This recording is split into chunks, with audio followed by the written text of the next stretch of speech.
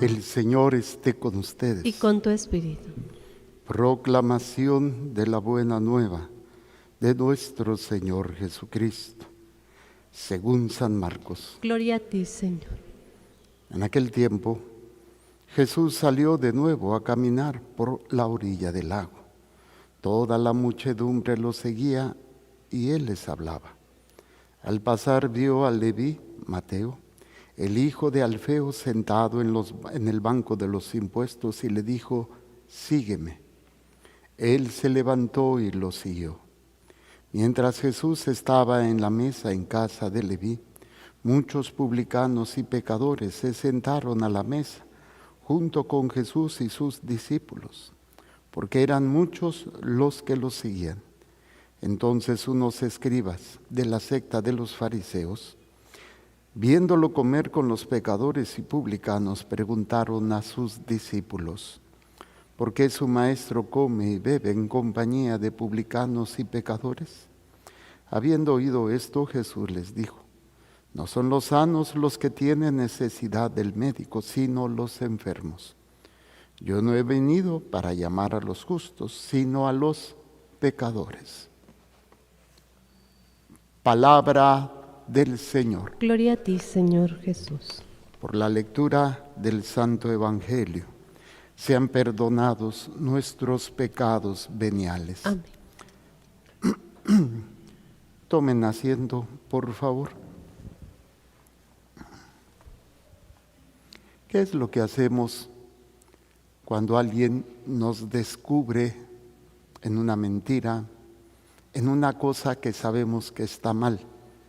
Lo vemos desde los niños, a veces por el miedo al castigo o al regaño, ocultan la verdad.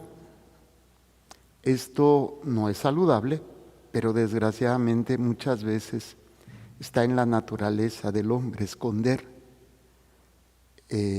no sacar la cuestión a la luz. Y me ha tocado personas que cuando se les enfrenta con la verdad, un mecanismo de defensa es la violencia. Se enojan, gritan, se molestan. ¿Por qué? Porque se sienten descubiertos, sienten que está en peligro algo, su mentira, su estabilidad, lo que están haciendo, ser descubiertos, ser puestos en evidencia, no sé. Esto va a depender de cada uno, ¿no? Ese es un mecanismo que muchas veces se ve en las personas. Y otro, la negación. Esa negación, no es cierto, no es cierto, no es cierto, no es cierto. A pesar de que la otra persona o personas saben que es verdad, porque o los vieron, o estuvieron ahí presentes, o encontraron la evidencia, etcétera. Es difícil a veces ser transparente, a veces presentar las miserias de nuestros corazones. Es difícil porque tenemos miedo a muchas cosas: a ser juzgados, a ser vulnerables, a ser ridiculizados, a que esta situación sea usado en nuestra contra, como puede darse a veces, a ser incluso chantajeados, que esto es muy frecuente, el chantaje sentimental, el chantaje emocional, el chantaje moral, que si no haces lo que te digo, lo vas a ver alguien importante en tu vida y vas a perderlo todo. Y esto pues es desgraciadamente una condición que se presenta en todos nosotros, en diferentes medios, en diferentes formas, en diferente intensidad y profundidad. A veces puede ser porque pues no quieres o no tienen por qué saber las demás personas y lo escondemos. Esto, hay cosas que sí es cierto, no tiene que saberlo todo mundo. Y eso solamente Dios y tu conciencia, y a veces tu confesor o tu director espiritual. Y no tiene que enterarse, por ejemplo, cuando me ha tocado personas que han sido infieles y dentro de la confianza y la plática, y me dicen, padre, le digo a mi pareja, le digo, a ver, ¿tú ya terminaste esta relación? Sí, ya no más. Bueno, pues no es necesario que le digas, pero sí tienes que reparar el daño que hiciste. Y ya empezamos a trabajar algunos aspectos con el riesgo de que se llegaran a enterar después. Pero hay verdades que no son necesarias decir y que en algún momento tratar de reparar el daño, y eso sí, apartarse completamente de esa situación que está pues lesionando la relación, la familia, el trabajo, lo que sea.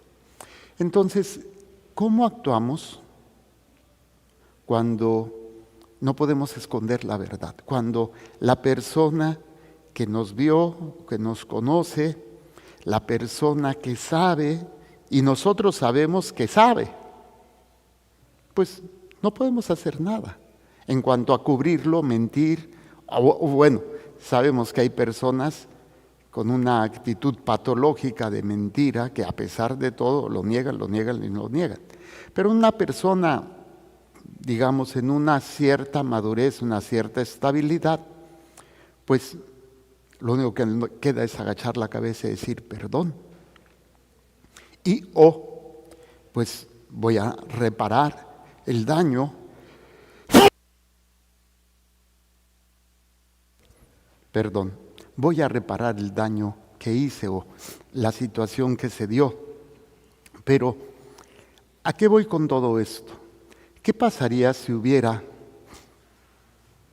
alguien que viera todo lo que tú haces? Si no solamente lo viera, sino que conociera lo que tú y por qué lo estás haciendo, lo que tú haces y cuál es la razón verdadera de tus actos.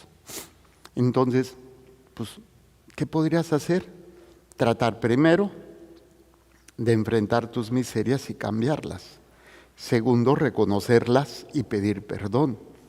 Y tercero, tal vez pedir ayuda.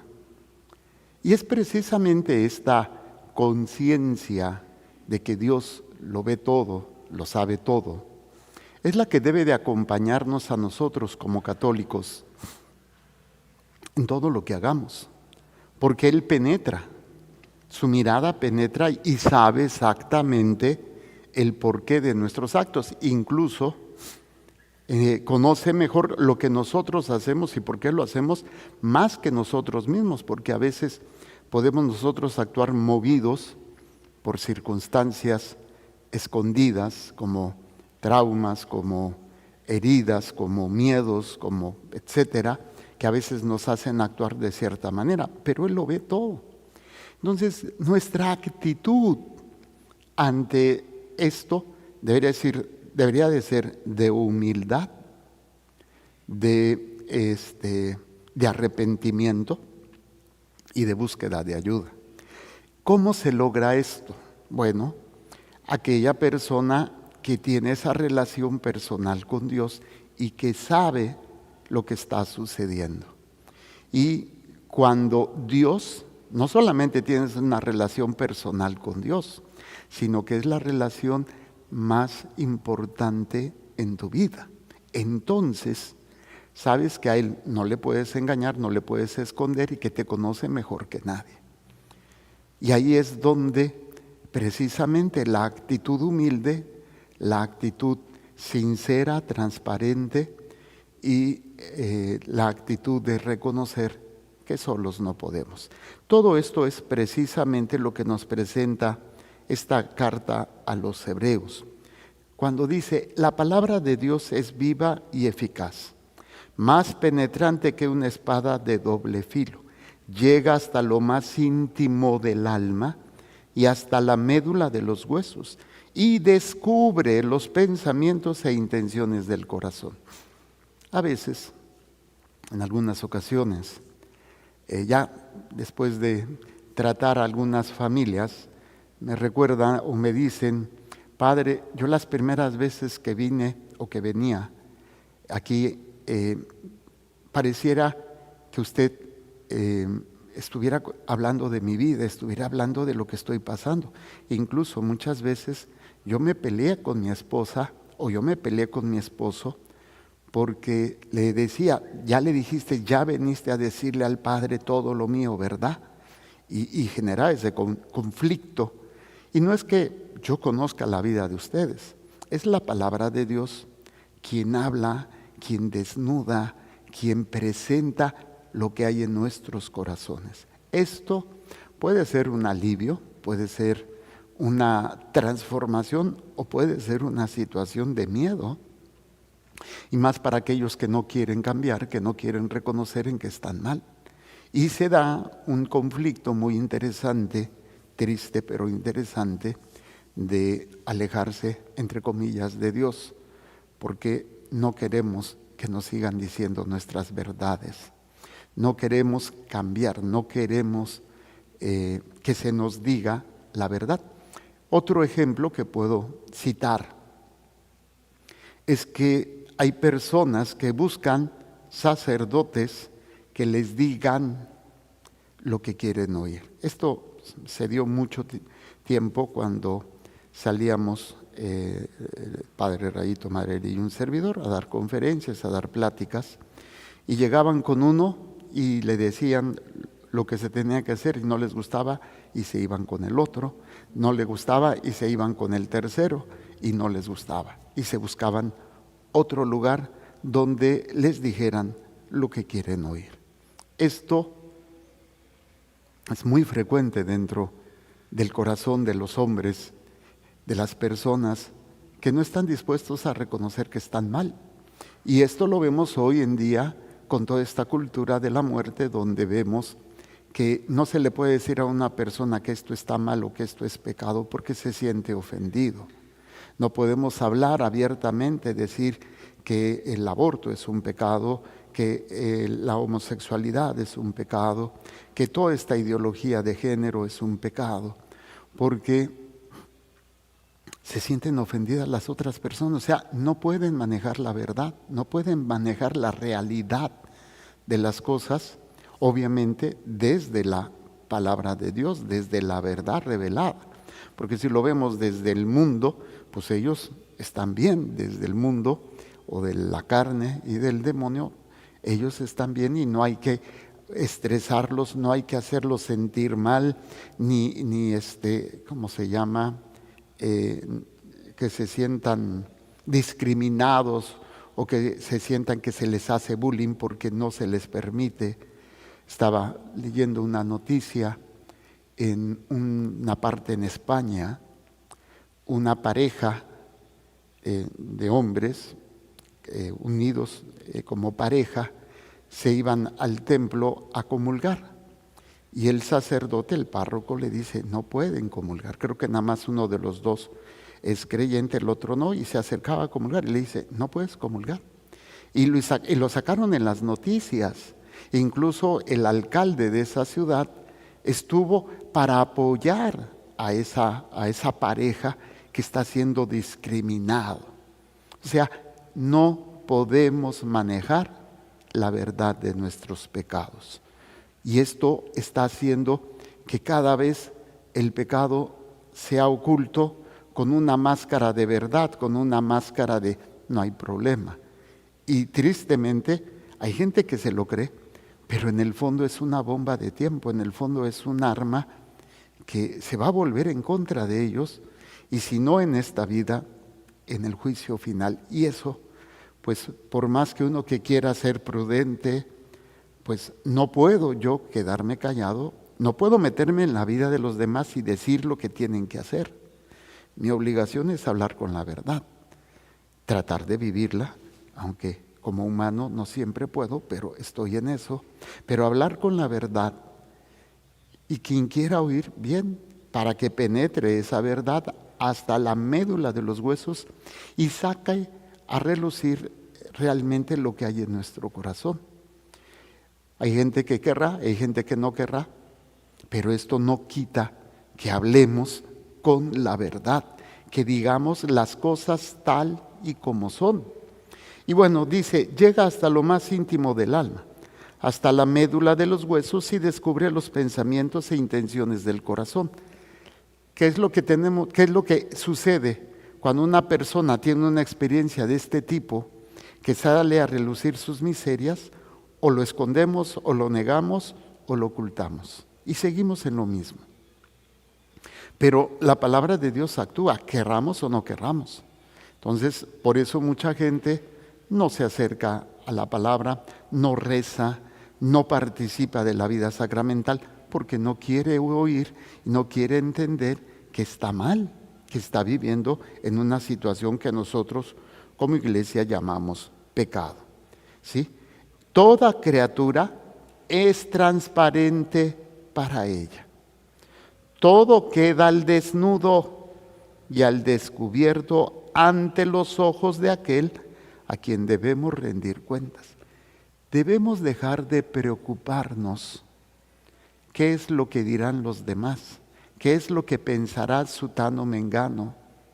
Porque esto es lo que nos mueve muchas veces. Y deberíamos de empezar a trabajar qué es lo que Dios ve de mí.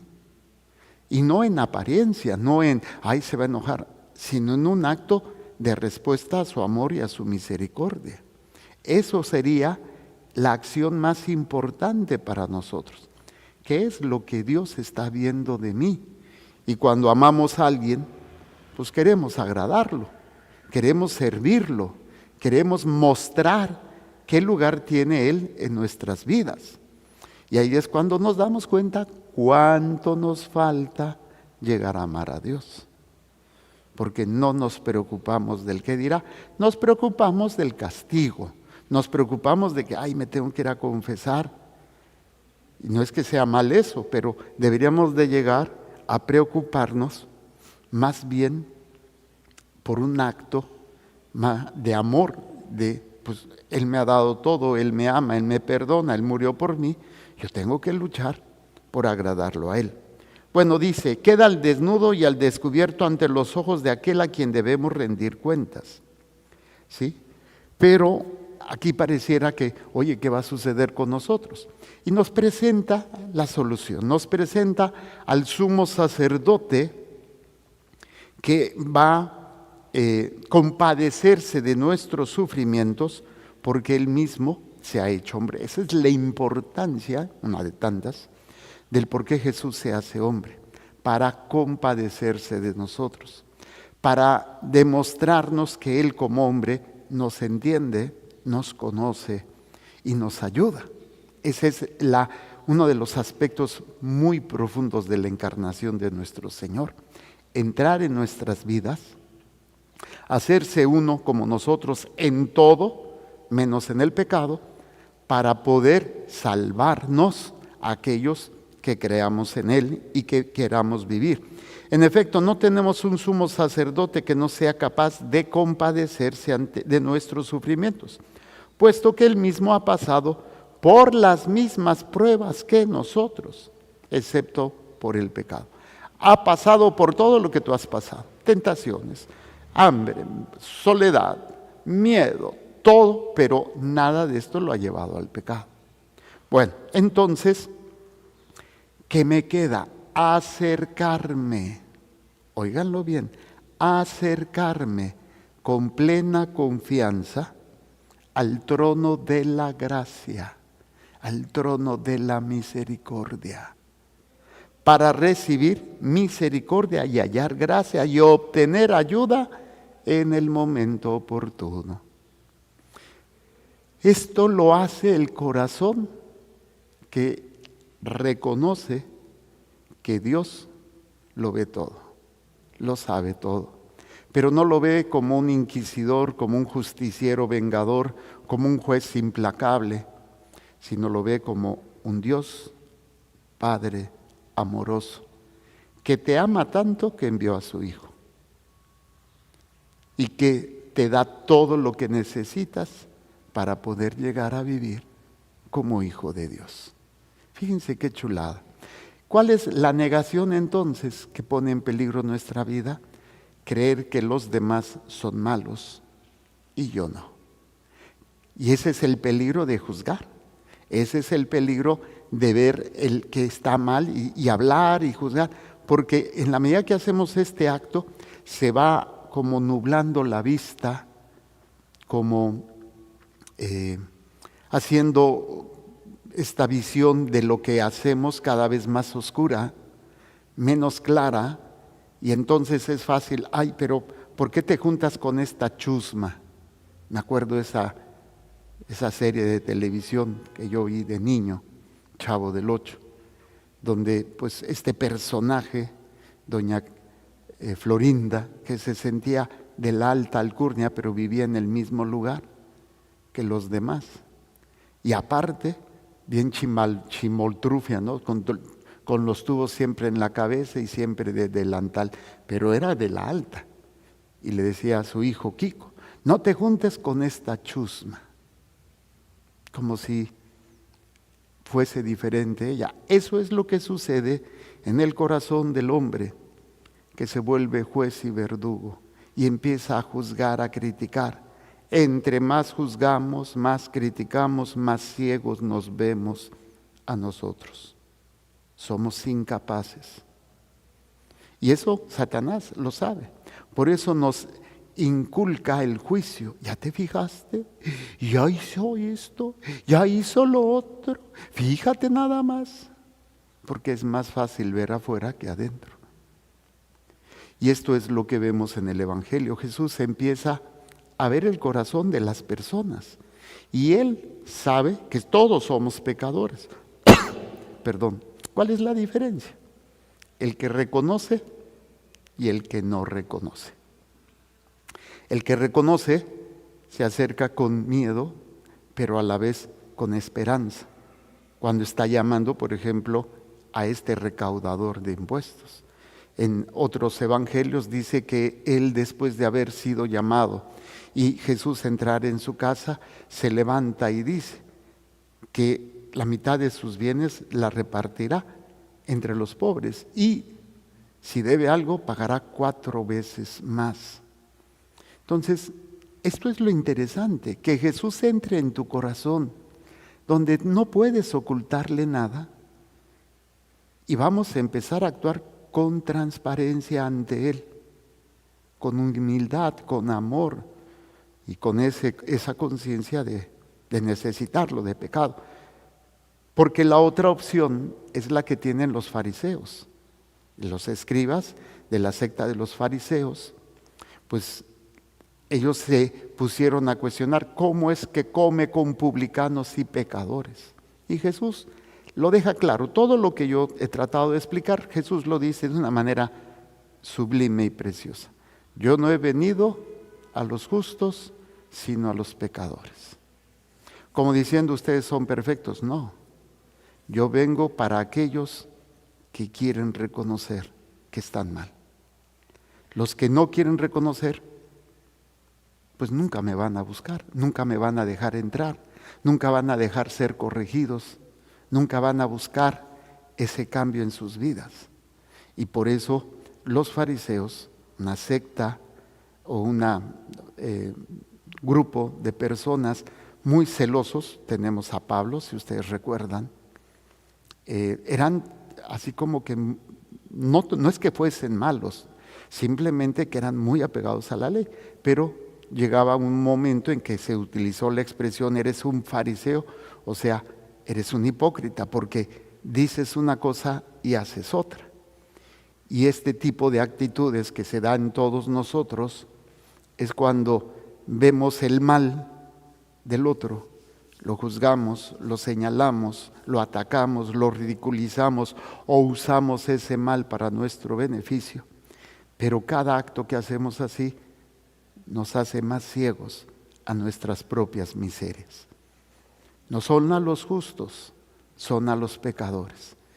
Y como el mismo Jesús les va a decir en otro momento, quien esté limpio de pecado, que arroje la primera piedra. No tengamos miedo a ser juzgados en el sentido, o bueno, más bien a ser diagnosticados cómo está nuestra alma. Porque lo que viene a hacer Jesús en nuestras vidas es a curarnos es a sanarnos, es a liberarnos. Porque cuando venga el juicio, ahí ya no hay vuelta de hoja. Hagamos un momento de silencio.